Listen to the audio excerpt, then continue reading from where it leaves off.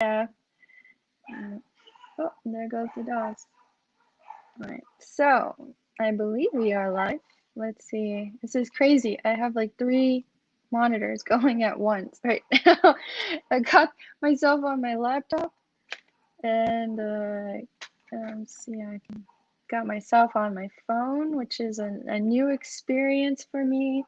And then I got my work computer here so I can share things. Wow, this is like a little crazy. But hi, Carlos. Hello, Hello. morning, How everybody. are you?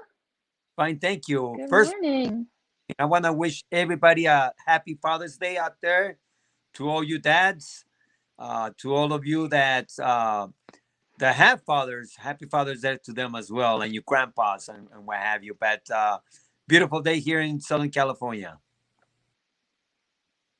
Yeah, yeah, it's very hot. Very, very hot here.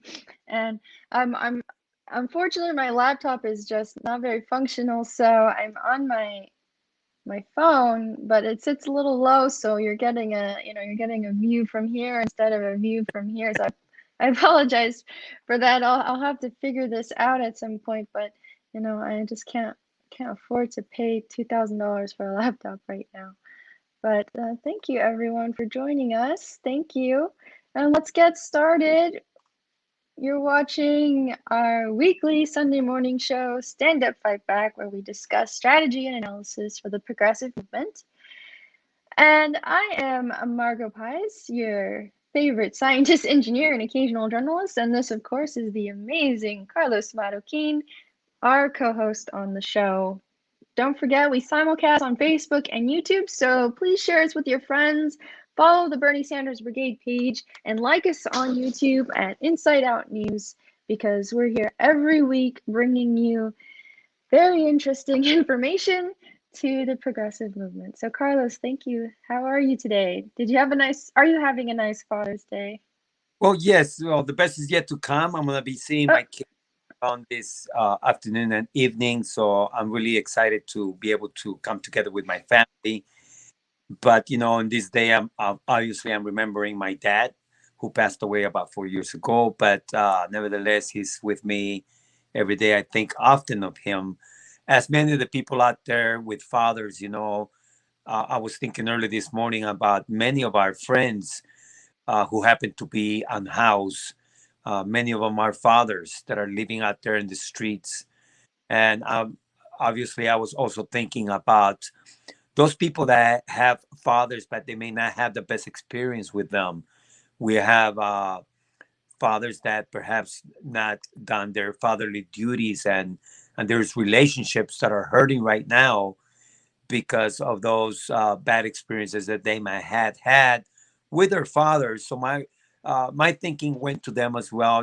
So it's a beautiful time to honor our fathers, but it's also a time to reflect on those not so good relationships. There's many young people that are not speaking with their fathers for many different reasons. So my heart goes out to those relationships that need healing and need uh, some form of protection in bad relationships and stuff like that. But we're thinking of you, each one of you, especially to the unhoused community that struggle and those fathers that feel that they have failed for economic reasons and other reasons. My heart and prayers to them. thank you, Carlos. Thank you. That's a very, very nice message for everybody. So, I thought we'd do another little that segment again of good, bad, and Biden, good Biden, bad Biden. Before we dig into anything else, and now my computer wants me to install an update. Go ahead. Okay, so good Biden. Oh my gosh, why did I good Biden, bad Biden. But this week, it's all bad Biden. So that's what unfortunately is what we have on the table today. Now, well, I can't. There we go. All right, so now I have to move this because I need to also Can put you show, on our screen to share. can you show those Hmm? images? I want to see those images. Good Yep, Biden, bad. good Biden, Bad Biden. Which one is it? And he's bad Biden this week, huh? It's bad Biden this week. There's no, I didn't find anything too good because, the G7 is meeting or has been meeting, and it's just been a total failure with respect to climate change. And here we have the Extinction Rebellion. It's just a total failure because, oh look, I can get this out. It's a total failure because well, like the previous week, there was pressure from the European Union or from other countries in the G7 who were saying, look, we want to tax the biggest polluters, the ones who are really putting a lot of CO2, not just the oil companies, right? The oil companies are an issue, but there's also, like steel and concrete manufacturers who put a lot of CO2 out into the atmosphere. So let's really tax them. Let's punish them, right? Basically, for what they're doing. And John Kerry said, no, no, no, we don't want to do that. It's just not going to work out. So, okay, the climate envoy, or the guy who everybody said before really cared about the climate and totally understood the climate, is not doing what we need to stop climate change from getting worse, right? Our goal right now is to avoid hitting 1.5 degrees Celsius above the global average temperature, or definitely below 2 degrees Celsius. Well, and either way, we're failing in both accounts. And it's just, I mean, it's a horrible future in which they're giving us. And so this week, the latest is that when this is from The Guardian, the UN blasts world leaders for failing to seal 72 billion uh, pounds a year deal on climate. So that's in British pounds. Uh, and why? I mean, they can't agree. I mean, this is something that they've been trying to do since the Paris Climate Accords 2015, which, let's remind ourselves, were not enough. Anyway, I remember at that time, Democracy Now, they had, I believe, Bill McKibben come on, and he was saying, like, this isn't enough. This isn't enough. And the other problem with the fact that they can't secure this money is that, you know they need the rich countries need to pay for what has happened, and how the smaller countries, the island countries, are suffering because of what happened on the backs of the rich countries like the United States, England. Both in the late 1800s, when the Industrial Revolution started, England was the one that was putting out the majority of CO2 emissions, then the United States, and now China. And I mean, the European Union is at fault too. And these small island countries, what are they getting in return? I mean, they're not the ones that were pumping all the CO2 in the atmosphere, right? So the Biden administration is not doing enough. When Biden came into office, he's been promoted as like the guy who's going to mend all of the problems that Trump created internationally.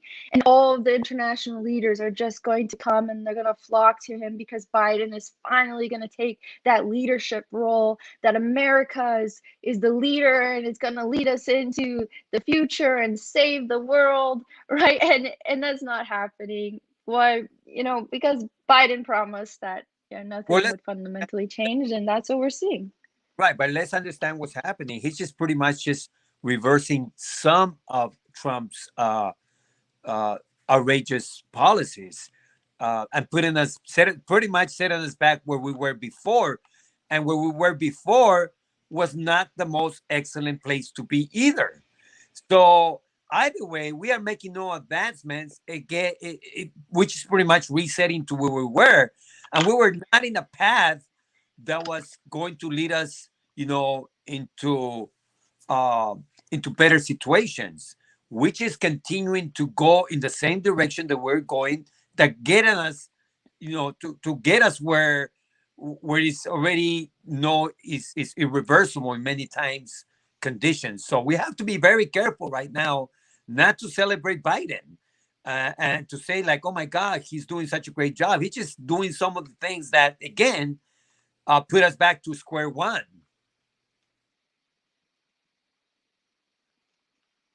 Yep. Yeah, absolutely. I mean, it's just we don't have time anymore to play these games with the climate, right? We really are running out of time. The West is in a massive drought. There's already like some really crazy things going on in Oregon, the Klamath River. I don't know if you remember Eamon Bundy.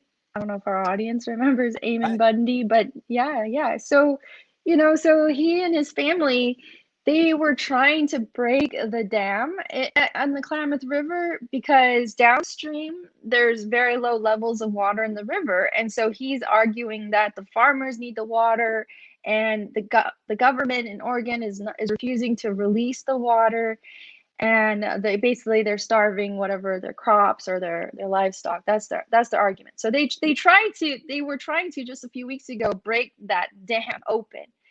The other issue is that downstream there's also other indigenous groups that live off of the fish in that river. And then upstream of the dam, there are other indigenous groups that live off the fish that are on the upstream side of the river. And there's actually a fish up on the upstream side that's that is protected, federally or state protected, because it's sacred to that indigenous group. And so there's this whole, battle going on. And why? Because the water is low, because the West is in a severe mega drought, and we've been in a drought for a long time, and now we're really seeing the effects. And and this is all because of climate change. and some of the things that are not being discussed, of course, that there is a severe water crisis coming, and it's here already, but it's going to get much worse. Water is being controlled, Hmm. and who gets water and who doesn't get water. And let us remember that we have different kinds of farmers as well. We have corporate farming, and then we have your family-owned farms. So Hmm. Hmm. obviously, if you even look at that in itself, you know who's the one that's going to get screwed. It's not going to be your family-owned farmer. It's going to be rather the one that's going to be really left behind will be the family-owned farmers. Corporate farming, they're going to be okay because again, like everything else, everything is so corrupted and manipulated. So they are going to be getting the water, and that's what we're seeing right now. A lot of these water fights that are happening, um, but it's concerning Hmm. because our communities are going to be suffering in the account of many decisions that are made and in the account of the failures coming all the way from the top if we don't address climate change. This is real. We keep saying it. Texas is in a mess right now as well. And we see that. And on top of that, we have infrastructure that is falling apart. Let us, we seeing a lot of stuff here in the States, but we look at even at Puerto Rico. They decided to privatize Hmm. the services out there, and and now they're having major problems because things are breaking down and privatization is taking a toll. And again, the ones that end up suffering is the people that cannot get electricity now, and they're having major issues. So we have water problems, we have infrastructure problems, and everything coming from the account of climate change. Yeah, yeah, absolutely. And we're just looking at here in California, it's really a really good case study because California provides a fairly large percentage of the nation's produce, and also that's all that happens in the Central Valley. And y- California is known for having extremely complicated, opaque, archaic water rights.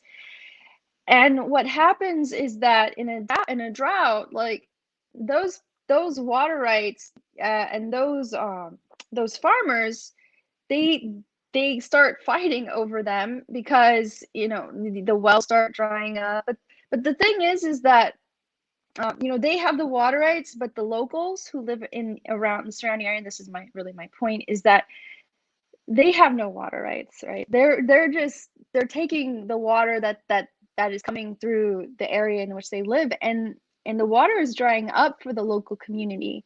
These are just average Americans. They probably are there because they work in agricultural industry that's there. But there's been plenty of stories in the past couple years of the people in this country. don't have running water. In the state of California, they don't have running water because there is no water going toward them. The water is going towards these mega farms, all of these almond farms that are there. Apparently, California produces like 80% of the almonds in the country, something like that. I mean, it's insane. And almonds, they use so much water. I mean, it's horrible. But it's not just happening here in California, Carlos. It's happening in other parts like Australia. It's the same thing where these huge corporations are just buying up large plots of land, and then they're creating these monoculture farms of like almonds. And in Australia, they're also dealing with the effects of droughts, mega droughts, because of climate change. The river, the Murray Darcy River basin out there, for example, the in the past couple years, the oxygen levels, the dissolved oxygen levels in the river have been so low that there's not enough oxygen for the fish, and they're just popping up. They're suffocating in the water, and you just have rivers full of dead fish, right? So it's just like it's like a sickness that I see going on at this level of people who run these corporations who are just so obsessed with profit making that it's I really think that the psychiatrists need to add a new entry in the DCM that's like rich person syndrome, where they just become so obsessed with the accumulation of wealth that they do it at the destruction of everybody else. So I'm hoping that one day we see that added to the DCM. For everything. And the thing about it that is scary is because they control Washington. These are the corporations that control Washington. So, and they don't have, again, they don't have the best people interest in mind first. They got their profits in mind first. And we see how everything, all of that trickles down to all the way to the lowest of the poll, and to the workers, to the working class. Um, right now, during this heat crisis here in California, during the climate crisis, during the heat wave and all that, uh, we are seeing that farmers are still out there on their knees, bending over on their backs, farming and working those lands, the farms.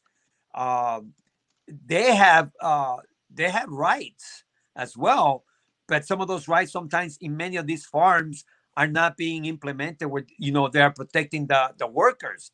We hear of cases where there's so much neglect, even though during this heat wave, and there are these corporate-owned farms that take advantage, and they just keep pushing the people regardless of how the conditions of suffering that they may be going through in the account of the heat Hmm. wave. So there's so much that everything is so connected to this. But today we also think about our farm workers, the ones out there, Yeah. providing food on our table, and they're doing that through conditions, heat conditions that sometimes are very life threatening themselves. So they put their lives on the line, and those are the things that are not compensated. They should be getting extra pay. They should be well taken care of. Some of the farm workers do not have access to health care, and that's so wrong because again, being out there in the heat, it takes a toll on them that sometimes may require to have a visit at the doctor, and they cannot afford that. Why? Because they are not given no form of benefits, and that's happening right now at this age, 2021, and many people across America don't have access to healthcare. You know, so yes, there is so much we can connect the Yep. dots to, but and that's the reality that we live in. Yeah, and here I think is a good moment around to just sh hear from Joe Biden on what he thinks about the fact that Americans have no health care, that we have so many unhoused people, that in just a short period of time, uh, the foreclosure moratoriums are going to expire, and there's millions of people that are probably going to end up on the street. And so I wanted to play this clip and let's just hear from what Joe Biden has to say. Oh wait, hang on a second. Let me unmute this because it's so important what he has to say. But we, Hmm. there's a lot that Hmm. is happening. I used to always Yeah. So, yeah, he had a lot to say there, which was not. This is basically what I feel like is Joe Biden's message, which is just a lot of stuttering and hemming and hawing and not actually doing anything. So that was somewhat facetious. But Carlos, you missed my joke. You jumped off. You're not here to laugh. But yeah, so I'm annoyed. Basically, I'm annoyed with Joe Biden right now because I feel like he's not doing anything to help people. And I guess, I mean, this is what we knew we were going to get, and I shouldn't be surprised, but it's so derailed right now. I mean, look at this infrastructure bill that was supposed to be this build back better thing that was going to, bring America into the 21st century. It was going to bring in all sorts of clean energy and create all these jobs. And there was all these like little things in there that were supposed to be the Green New Deal, but not in name, the Green New Deal. And what's happening now is, we're not even seeing that being passed. And it's to the point that even the squad is getting a little irritated, which is good to see, right? So the goals. Ocasio-Cortez warns Biden's patient is wearing thin, and why? Because nothing is happening. Biden has agreed in a lot of areas to give in to the Republican Party, which is so ironic, I guess, because this whole thing, we were forced to vote for the Democrats because they were going to take the Republicans out, and we were going to take the country back and from these crazy people. And they forced us to vote for them. They forced people in Georgia to vote for two senators who are not progressive. They pretended to be progressive. That's Raphael Warnock and uh, Ossoff. I forgot Ossoff's first name. And Ossoff is just a party insider. Like, I don't know if people know this from outside of Georgia, but as somebody who's been there for 5 years, I can tell you, I saw him run when he ran against Karen Handel to the House. The guy ran as I'm a Democrat, but I'm basically a Republican position. Like, he didn't have a platform. And now they pushed them to do this like identity politics stuff, like, and that's what got them into the Senate. But if you looked at really their policies, they really didn't believe in a $50 minimum wage. They didn't believe in Medicare for all. Raphael Warnock's page when he ran had something like of access to affordable healthcare for all and a decent living wage. That was it. It was vague enough that you could interpret it as, oh yeah, he probably supports this and that. Like, he probably supports these progressive ideas, but he didn't. And now they're quiet. Like, they're not they're you don't hear much from them anymore. They created this Juneteenth holiday now. Well, look, let me take a step back. They made Juneteenth a federal holiday. Juneteenth is definitely an important holiday. But I think that what people really need is more than just, these honorary things like painting Black Lives Matter on a street in DC, or making a holiday. It is not the solution. The solution is like actual legislative changes where you see reparations for the descendants of slaves. When are we going to get reparations for them? When are we going to get reparations for the indigenous people who were murdered and are still murdered? Like on Navajo lands, they don't even have access to water either. And hang on a second. I think I just realized that Carlos ditched me. Let me put him back in. Carlos, hang on. Sorry about that. I don't know. I didn't see that you disappeared. I thought you were still there. Sorry about that, Carlos. No, no, that's quite fine. So yeah, I was off for a minute, but yes, I hear you, and you hit it right in the nail, because we can have holidays named after whoever, and on anything, and rightfully so. This is a good holiday that needs to be remembered. But what needs to happen really is more than just a symbol that we have every year. You know, if people are left behind, if the black community are still suffering at the hands of the police, if we if the black community is living in extreme poverty, and most of the unhoused community are people of color, what good does a holiday do if they are not helping the people? What we need is policies that actually make a huge difference in the lives of people. Reparation, talk about the harm that it was caused to the black people in slavery. So, you know, families need to be compensated, and families need to be treated with dignity and respect. And most of all is we have to give every opportunity possible to the betterment of our colored communities. Yeah, so I guess you could say that I'm pretty concerned with where things are going. I don't know about you, Carlos, but I'm feeling a little concerned. I'm also a little concerned about the economy. Right. Well, Uh, I don't it's know if you've been paying attention. right, and we need to talk about that. And Margaret, I know you have a lot to say about that. But again, what we want, hopefully, what we're trying to get people engaged here in this broadcast is for us as progressive.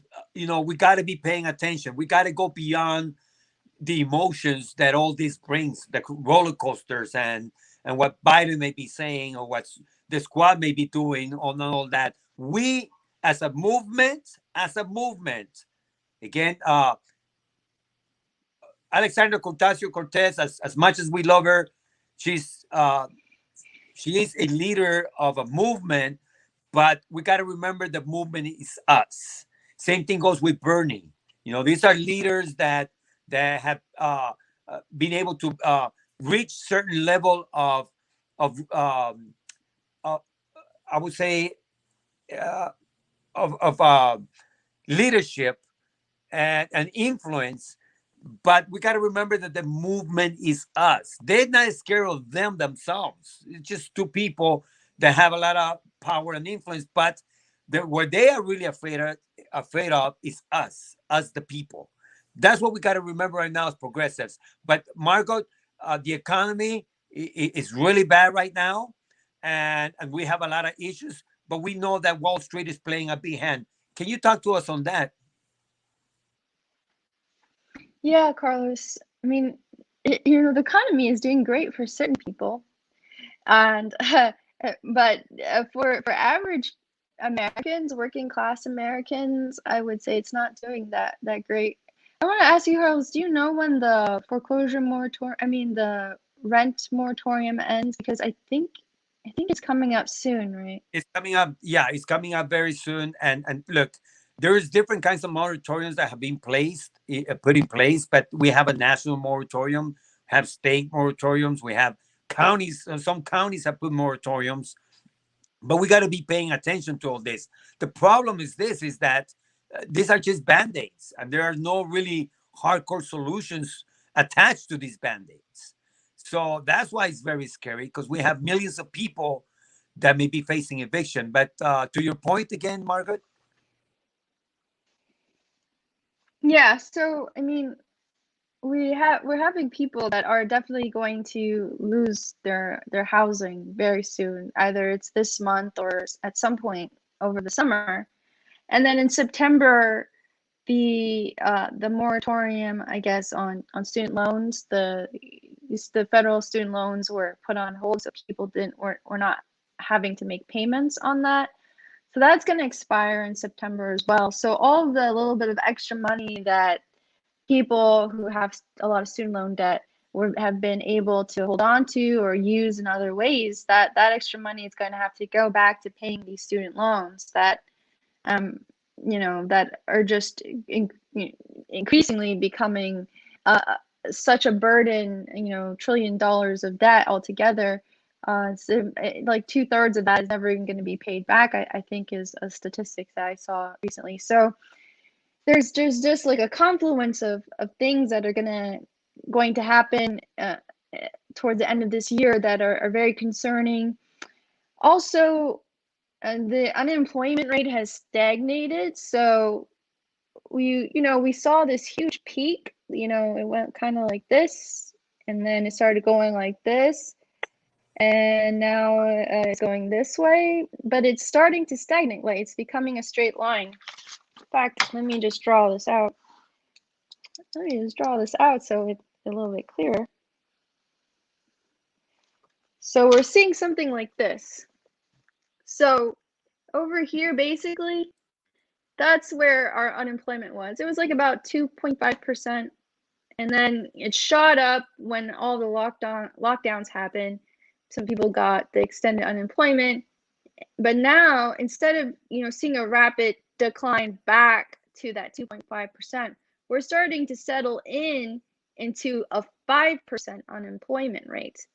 And that doesn't really account, that doesn't even show like the whole picture of how many people have just completely removed themselves from the employment landscape. So these numbers can absolutely be higher than this. And I remember, even in the financial crisis, 2008, there was a lot of discussion about whether or not these unemployment numbers were seeing the whole picture.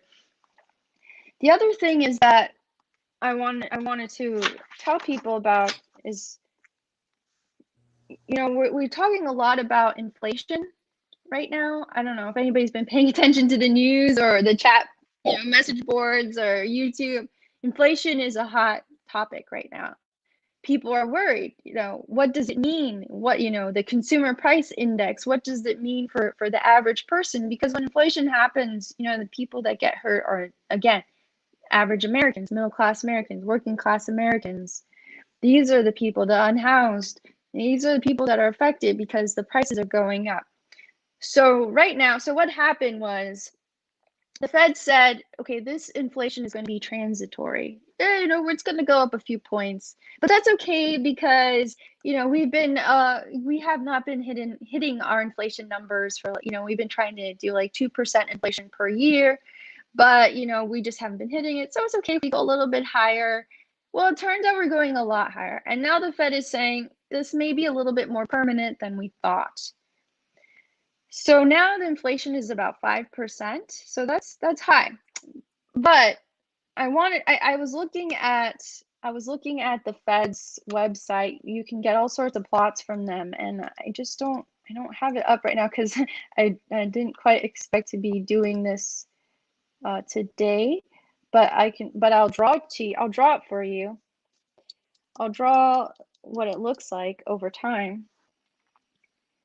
So basically, let's say this was like 1950. This is 2021. Food prices. So I'm going to draw this here. Right. So yeah. So this is like increasing. Your cost of food has been increasing over our lifetimes, and nobody really talks about that. But with the food prices just linearly increasing, that means that your purchase power is also dropping. That means that if your wages are stagnated, more of your wages are going to food, to the cost of food. And I think that resonates with a lot of people. I think a lot of people can say, yeah, like I'm paying a lot more money on food. Well, that's seems like it's built baked into the system.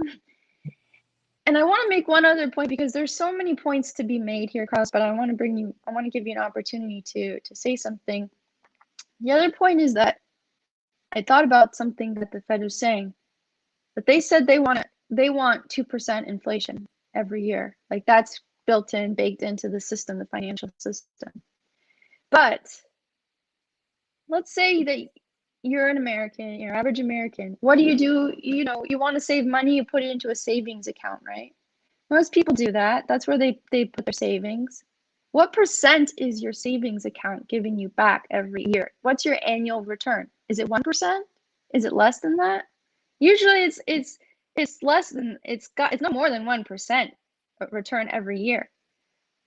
What that means is that you're losing money by putting your money in the bank and in a savings account because the interest that you're accruing on the amount that you have in there is below inflation, which means that you're losing money every year because the value of the money that you put in the bank is going to increase at a slower rate than the value of than inflation. So this is a crime, right? People are losing money and nobody is telling them, hey, look, this is what's happening when you do this. The government is screwing you over. The Fed is screwing you over. And let's remember who runs the Federal Reserve. It's the bankers. That is exactly what happened on Wall Street. Bernanke, Geithner, in the financial crisis, all of these people had ties to Goldman Sachs, JP Morgan Chase, Lehman Brothers. It's the same system now. Like, this is an incestuous relationship between the Federal Reserve, the finance, and the private financial sector. So it's like people. I really would like people to understand the situation that we live in because it's a hugely rigged system, and I think Americans are purposely uneducated on these topics because again, the people who are educated on it, they're greedy. They want all of the money for themselves. So the less the average American knows, the better for them. It means that they can screw you over with these like variable interest rates on loans and other things because you just don't know how the system works. Right, and that's those are the major problems that we are seeing. We're not discovering them because they've always been there. It's just again, pandemic put people's minds in other things to the point that now that as different states are opening up here in California, just this week the state opened up. People are just like dying to get out there to the streets, dying to go back to some form of normalcy, and that we think that whatever they may be telling us, look, is better than nothing. We're in this situation. I'm glad that I have a job, blah blah blah, all this other stuff that people are going through. But the fact is that as inflation, and they make these projections even for future years, they saying yes, we want be able to maintain a 2% inflation rate, but they never along with that they never say, and by the way, we need to raise minimum wages to X amount every 2 years, or every year rather, alongside with the inflation, cost of living. They never say that, and that's the problem that we're facing ourselves in right now. The fact that people for decades, not years, decades, they have been left behind in frozen wages. So how are people supposed to survive? How are they supposed to pay rent? The rents keep increasing and increasing and increasing and increasing and increasing, and we have nothing to be able for us to be able to maintain that kind of level of increases. We have to get a second job. We have to get a third job. People want to know, why is it that the workers don't want to go back to and work at McDonald's or minimum wage and all this other stuff? Is because I think that people actually woke up. They woke up to the reality that they have nothing, that they're being left behind, that what where they've been working at is nothing but a mirage of promises that will never come to fruition. Because the fact is that you're not going to get rich on minimum wage. You're not going to be able to buy a house on minimum wage. You're not going to be able to send your kids to college on minimum wage. It's impossible. Anybody that knows a little of math can understand that that's never going to happen. Margaret, you're talking about being able to put some money into savings accounts. How can you put money into savings accounts when everything is increasing? It costs more for you to put gas on your car. It costs more every time you need to go and buy clothing. It's not cheaper. It costs more for you to even park your car at a parking structure. Everything everything has increased, not decreased. And I want to say this now, just so that we can wake up, is if you think that any of this is going to be rolled back as far as prices is concerned, That will never happen. They're going to keep these prices high, and that's the problem. This is why we should be concerned. This is why we should be focused. This is why we need to be organizing, is because, they are not going to give us anything. And if we don't demand it, if we are not there at the visible, if we are not there strategic planning and making visits to specific legislatures demanding that they represent us, then pretty much what we're going to have is what we have right now, more of the same. Yeah, Carlos, the thing is that so we went into COVID, and the stock market crashed. So the Federal Reserve and the government said, well, we can't let the market crash, right? And so they did what they did in 2008, which is something called quantitative easing. And that's where the Federal Reserve buys back all of this debt, like all these like mortgage-backed securities and like bonds and stuff. And what that does is it puts money into the banking system with the idea that the banking system is gonna then create loans that can then be used with very low interest rates in the real economy. But Hmm. what happened was that a lot of this money just ended up going into propping up the stock market, and the Federal Reserve bought back all these corporate bonds, which are just corporate debt. And they were buying all, And go ahead, sorry, say it again. and they were buying banks with that money that they were getting. They were buying other banks. They were becoming bigger, not smaller or sustainable. Yeah, yeah. So in 2008, they were doing that. This time around, the banks themselves didn't cause this crisis, right? So they got lucky in that sense. But they're using this money. They got like these low interest rate loans, like these zero interest rate loans, and then they can just use that. They're borrowing this money, then putting it to play to gamble in the markets, and so that's why it looked like we had a recovery. That's why a lot of what we were like, if anyone was paying attention to some of the articles that were coming out early on, is like this was the quickest recovery yet. But it was what they called a K recovery, because the workers were not seeing that recovery that the professional class and that the very rich and the corporations were seeing. So that money that was allegedly or supposedly supposed to be to give these loans to small businesses and stuff, like it really didn't help. Like we had like 100,000 businesses shutter permanently because of the lockdowns, because the money wasn't there to keep them up. There was no money going to workers to keep them at home. The rent still had to be paid. There's so much stuff that goes on. Like you have no idea like how Wall Street handles these real estates. Like they like chop up all the real estate investments so anybody can put money into it. And so ultimately, and all the profit, like 90% of the profit has to go back to the investors, right? So you must generate a profit. Otherwise, you're screwed. You're out of business. So everything from housing to food, like it's all profit driven. And it's just causing the workers to just keep being put in a position in which there is no future for them in this country. Oops. I just wanted to show this misery index. So I hope you can see this okay.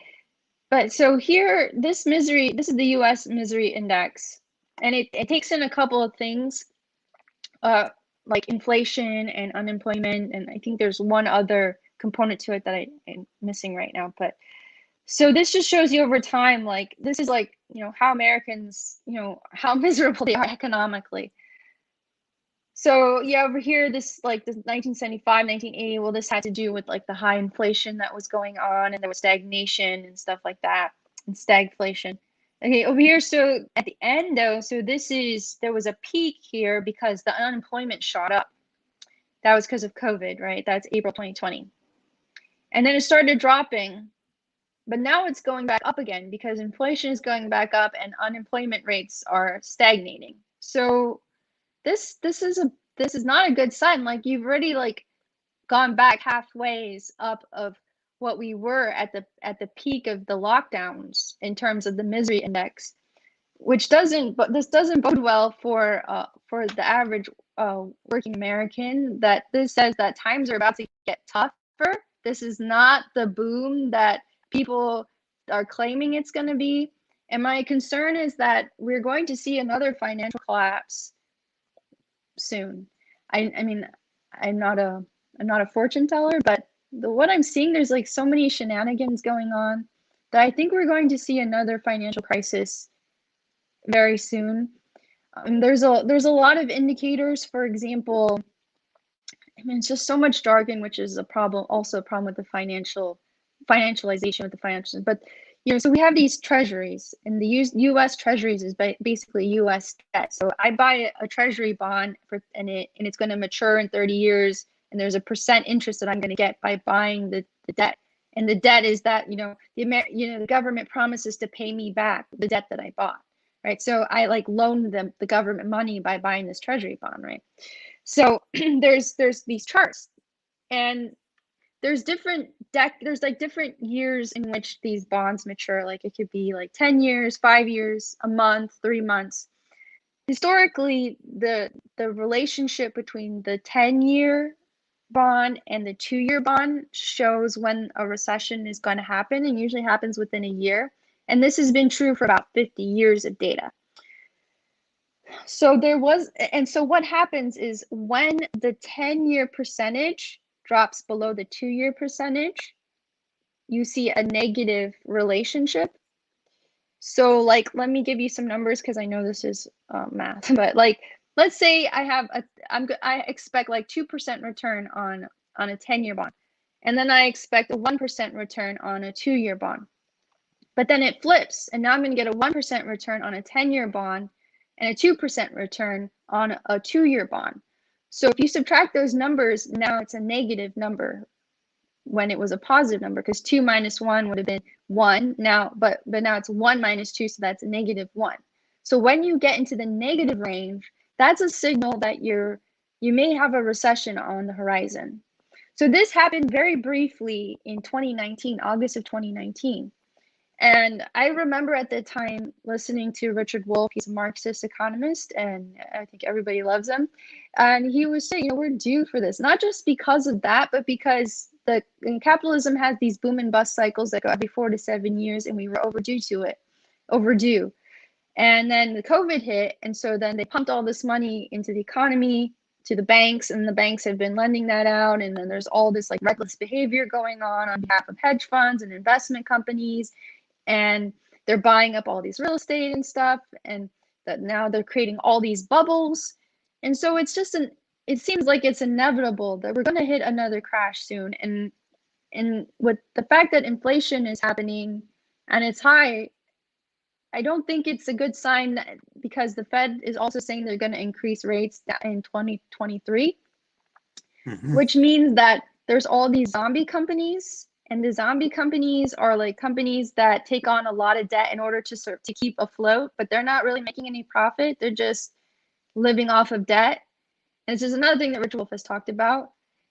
And so if they increase these rates, Carlos, those companies are going to have a hard time paying back that debt, which means those companies are going to crash and burn, which means there's going to be a loss of jobs. There's going to be a stock market crash again.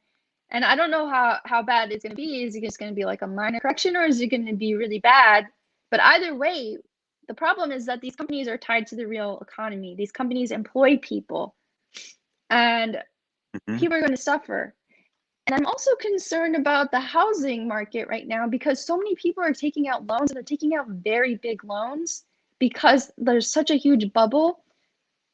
In California, people are paying $200,000 above the asking price just to buy a home right now. $200,000 to $300,000, and some people are paying cash. Who's paying cash? I don't know. Like the average working person is not. They're taking out a loan. They're putting down like 8% or something, very little, but they have to take out these bigger loans.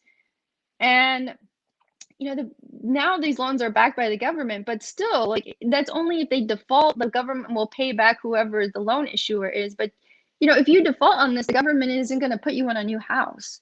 So I'm really worried that we're heading toward another very scary place. I just don't know when it's going to happen. But what I'm seeing is that one, like people, their money, the value of their money is going down. The price of food has been going up linearly for decades.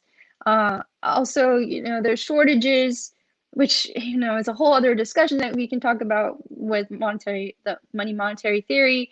But basically, like, I don't think that the situation is going to be good for the average worker. So this is why I think it's so important that we know what's going on, because we have to do something about it to protect ourselves.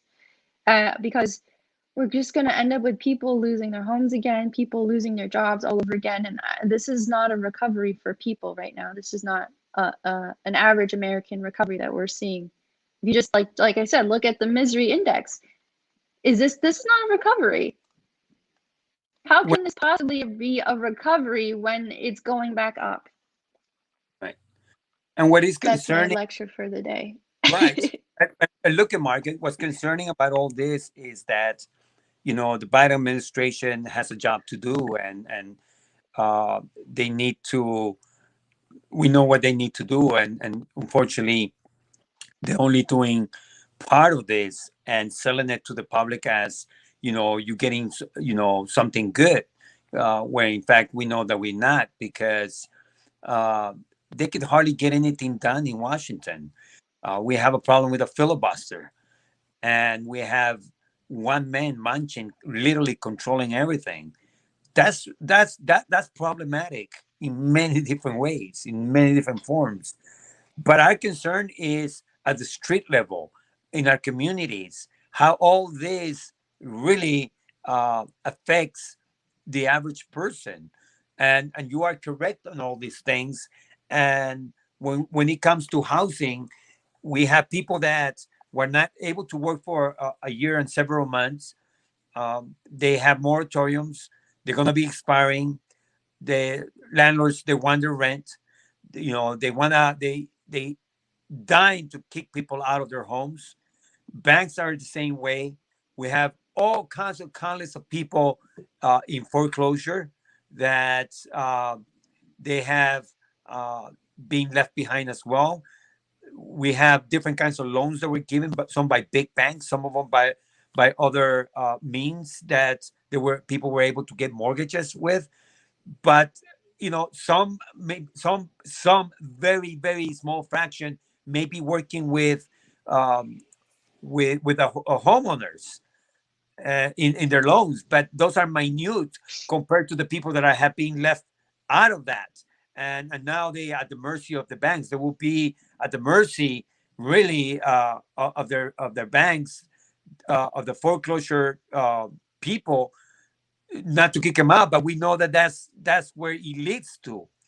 So it's really concerning at every level. But what we need is an aggressive administration, and so far, I gotta say it is not. We're not seeing that. We need very very aggressive policies that that will help and protect the people. But what we saw now during this pandemic, we saw that during the financial crisis, where the government moved quickly to protect the corporations, to protect the interest of big money, and not the average working class. Um, and we saw that also. We saw that with Trump. We've seen that with Biden right now. We see some things that he's doing right, and that he's moving in the right direction, but not far enough where he needs to go. Um, we Mhm. understood that this was going to be temporary, but the implications of not and the consequences of not doing the right thing and putting the right protections and the right policies can be harming to the people for decades to come. Some people have suffered permanent damage, loss of everything, and again, for them to be able to get back up again, is nearly impossible many times. The more people you have going down the the hole of homelessness, of becoming homeless, the more people go down that path, the harder it's going to be to get them out of that. That means costlier. It's going to cost more money to try to put more people that have fallen into homelessness to bring them to a status of some form of normalcy. That may be nearly impossible now because more people, for every 2 or 3 people that they are taking out of homelessness and put them in a better situation, maybe permanent housing, you have 20 people falling into homelessness. So more people are falling into that situation because of the state of the economy, because of poverty, because of greed, because again of lack of good paying jobs, the high cost of housing. That's why we're seeing, and we need to be very firm in our demands. And I wish that the the progressive caucus in Washington, the squad, that they start putting some more firm demands. If one man can stall everything, how much more now that we have a little bit more power in Congress? And I think that it is time now for the Ocasio, the the other progressives to start rising up and start saying, no, we're going to start drawing the line. Enough is enough, Hmm. because it's Yeah. either we are going to change and we're going to change with good policies in place, not something watered down. This is usually what we get a little tip in the tongue taste only. No, we want the whole thing, we want the real thing. We're tired of just giving us little crumbs. People need health care. They don't need part health care. They don't need some health care. They don't need maybe health care. They need 100% health care protection, access to a doctor, access to a dentist, access to an eye doctor, access to medication, period. They need that, and they need that now. Yeah, absolutely. It's I it's an know. absolute crime the way the way things are going, Carlos. It's just so ridiculous. But A to good your point about what the squad needs, yeah, go ahead. a little classical example, and I was thinking of you right now as a student, is that they talking about, doing just a percentage of the debt. Maybe I think it was $50,000 they talking about now. It's like wipe the damn thing, wipe it out, and then move on. That's what we need to Yeah, they do. can do it. Oh my gosh, they're playing around. Go ahead. I'm sorry. No, they are playing around, and it's just a big joke. Like, I mean, the Biden administration has gone back already on a lot of promises that they were going to make, and um, I am hoping that the squad does something. And every time I try to, um, I have to like move this every time I want to add the screen in, but but I don't. I agree with you that we can't just rely on the squad to to do the work for us. They can't, but they are at least concerned. Let's see, there was a yes, so this was a quote from this article. So I think there's a growing sense of frustration among progressives, and it's understandable. We're feeling like the clock is running out and we're wasting valuable time, and that's where you're going to start to see the squad and other members of the progressive movement push back and saying, okay, we've got a limited window of time here, we need to put up or shut up. And that was from Yvette Simpson. She's with Democracy for America. And she said, right now people are really frustrated because it's been 6 months and we don't see Joe Biden engaging in the way that he should to push for more support. In fact, he's negotiating against us and what Democrats want.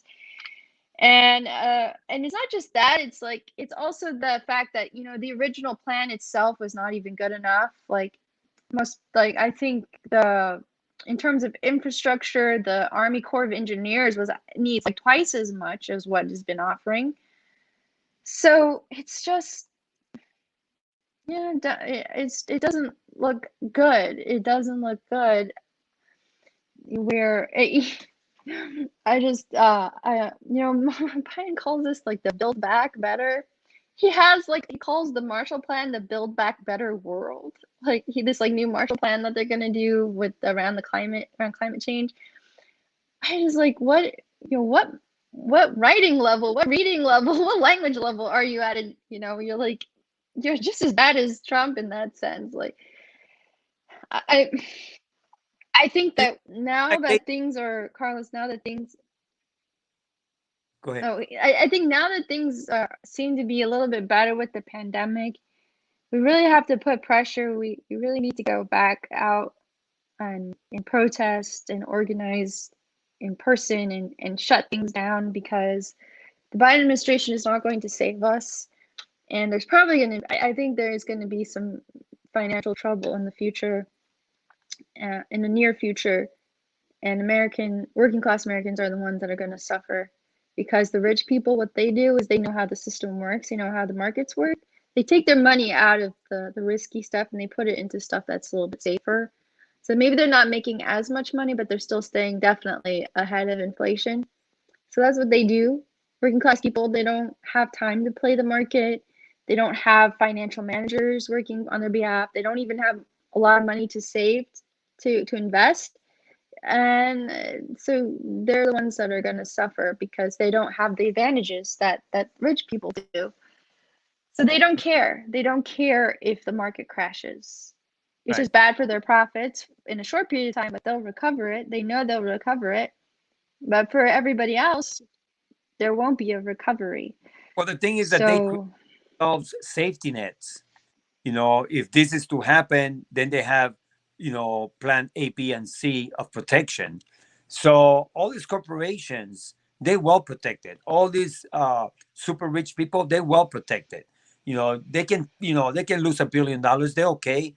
They got plenty, in many different ways already stashed up and have formed those all those layers of protection. And that's what we need to have for the working class. And that's what we have been fighting for, is that we are not asking for anything to be given to us. By crying out loud, anything that is given to us belongs to us because we're the ones that pay taxes. So that's our money to begin with. But we need to lay layers of protections for the working class, for the people. We need to have layers of protection for seniors. We have to have layers of protection for workers. We have to have layers of protections for our children. These are the things that we're mhm, fighting for. This is what we want. And I think that for progressives, we are moving in the right direction. We're having more people now elected uh, to different seats, to different positions, local, statewide, federal. So I think that we need to double down on that because the more people we put in Congress, the more people that we elect to state legislature, the more people that we have running our local governments. I think that this is where we're going to be able to implement our ideas and what we want and add to the layers of protections that need to be added for average person out there.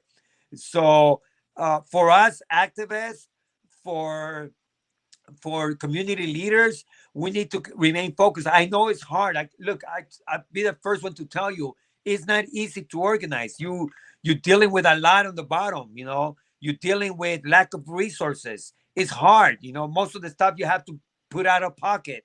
You don't have the luxury of having bank accounts, bankrolling your projects. We don't have that. We have to create everything out of nothing. Our campaigns usually starts with $0 to fund campaigns that require a lot. We have been successful because we are the power of the people. We are pretty much functioning because of the people. That's what this is all about. It's a people's power movement. So for us, we need to stay focused. Sometimes, and I'm gonna say it, there are frictions within the movement. There are conflicts. There is jealousy. There is one organization trying to outdo the other. All those things exist, but we have to go beyond that, and we have to stay focused on the work. So, yes, Margaret, I think that we are looking at many different things, and thank you for bringing these points today because they are very, very important, and it affects the people that really live in our communities and those who live now uh, in our streets. So it affects all of them. And my concern is always them. And how is it that we can bring resources to the people? How can we add some layer of protection to them? That has been my concern, and we're gonna commit to keep fighting for that. I know you in this with me, Margaret. I know that you have always supported the movement and the works that people are doing out there. But for us, we gotta support one another. And I gotta say this: sometimes we help people, we supported leaders, we supported community leaders, and once they get into a certain position, they forget the people down there. So I have a message for you. You know, we see that whether we elected you, and we supported you, and if you don't do your job, that support will end. That support will stop, and that's what we have to do. It's like Yep. you're gonna be there swimming on your own, if you forget the people, and if you sell your soul to these corporations, pretty much the same. You're on your own, and when you come out of that bubble, you're gonna be on your own. Yep. Absolutely. We don't have time for games like that, and it's just very frustrating to see people in office who just see money, dollars, and all of a sudden their eyes get big and they forget why they're there. And Right. I mean, it's because we don't have good money in politics laws, but at the same time, I mean, people like money isn't everything. You just don't forget why you're there, because we have to help each other, and the situation is gonna get worse. It's gonna get worse before it gets better. And that's, Carlos, that's why I was excited that we didn't have a guest, because I've been digging into this for a little while now. And the problem with when you do this kind of financial research is that nobody says what this means. Nobody says what the effect is when you read the articles. The articles are just very much like, oh, this percentage happened, this happened, this amount of money was moved from here to here. This went down so many points. Like, but the articles don't say what this means for people, right? Right. So you really have to dig in and come to some conclusions and listen to a lot of perspectives and think about what all the numbers mean. And so what I wanted to do was to share some of that with our viewers and give them the people's interpretation in a way, is to say, like, this financial system is there. We're never told what it really means or how it works, but this is what I've learned, and this is what I think it means for working people, for the average American, the person who just wants to buy a home and retire at some point and live comfortably as they get older. And there's nothing wrong with that. And this is just, that's my message, is this is what it means. It doesn't look good, so we need to be prepared, because I don't think we have that much time to prepare, on top of the fact that we have to deal with climate change, that we don't have access to healthcare and stuff. But there may be a financial crisis on the horizon. So, but to end on a positive note, Carlos, because we are out of time, I have a funny Joe Biden clip here. I think it's funny. We'll see, but I'm definitely in a mood to make fun of Joe Biden. So let's go ahead and make fun of him a little bit more, because he's just living up to expectations, isn't he? Look how I step. Watch how I run up ramps and he stumbles down ramps. Okay? Come on.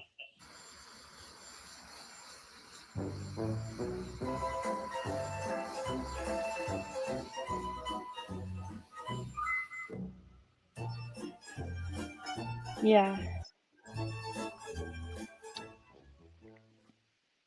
All right, everyone. Well, thank you. Thank you for letting me make fun of Joe Biden a little bit today, because I'm not in the mood for Biden apologists. And I think that wraps up the show, Carlos. Is there anything else? Anything else? I'll Well, find better. I'll find funnier clips. I'll screen them a little bit better next time. yes, of somebody falling, but it could be me next time. But definitely look, I don't know. I think it's okay if he falls. I know, but you're right. I mean, we have good Biden, bad Biden. This week was bad Biden. We didn't see much of him doing big things that or things that we need to hear. But Uh, as we wrap up this broadcast today, again, I send my love to and gratitude to all the fathers out there, and to those of you that don't have your fathers with you. We will always remember them. But food insecurity is a very big thing.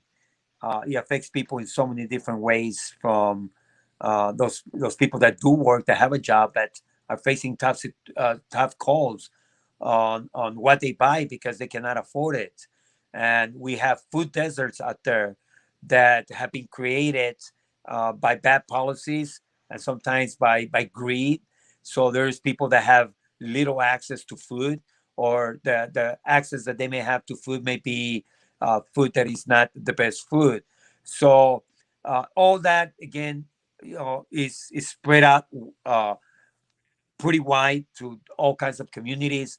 But our hearts go out to you today, and this is one thing that we can tell you: we're gonna keep fighting for you. We're gonna keep doing everything that we can. And what brings me hope, Margaret, today, and I can say this as we wrap this up, is that yesterday I was at the event at Urban Partners Los Angeles, where we celebrated our volunteers, the work that they done during the pandemic for several months, a year and several months, that we mobilized. The people came, the volunteers came week after week to give of themselves to service, to help those people that were hungry. And I can tell you that I learned so many things through that pandemic. I learned so many things in working at Urban Partners, doing the COVID-19 emergency relief, the food distribution. We affected over 170,000 people that received boxes from us of groceries. We literally gave several million pounds of food. Um, there's so much that I can tell you in this, but I can tell you one thing out of all that. The hope that I have today is because of the volunteers, the 100% volunteers that that make this thing happen. It wasn't because of my leadership position, or someone else's leadership position. It's because of the volunteers. We can have the greatest ideas, but it is the volunteers that actually make things happen at any event. So we are gratitude. Our 100% gratitude has to be to them, because they deserve all the credit. They deserve all the praise. And again, that's my take for today. Thank you to everybody that participate. Thank you, Margaret, for sharing this time with me as well. Thank you, Carlos, and thank you to all your volunteers and to all the volunteers in the movement who do put in so many hours of their time with no pay to try to have a better world for everyone. So thank you very much, and we hope to see you again next week here at Stand Up Fight Back, where we talk to the progressive movement about strategy and analysis, or I got that sentence all mixed up, where we discuss strategy and analysis for the progressive movement. So thank you everyone for being here this Sunday, and please keep up the good fight. I know it's hard, and I think that a general strike sounds Hey, like a really good idea. So let's see if we're we along the can do line, that, right? because we need it. Good. Love you guys. Happy All Father's right. Day. Happy Father's Day, everyone. Please stay safe. Please continue to get vaccinated. We're not there yet, and there's still some of those variants floating around. So be careful. Be cautious when you're out there. Still try to wear a mask. It still helps. Okay. All right. Bye, everyone. Stay safe. We'll see you again next week, 10 a.m. Pacific time, 1 p.m. Eastern time. Goodbye, everyone.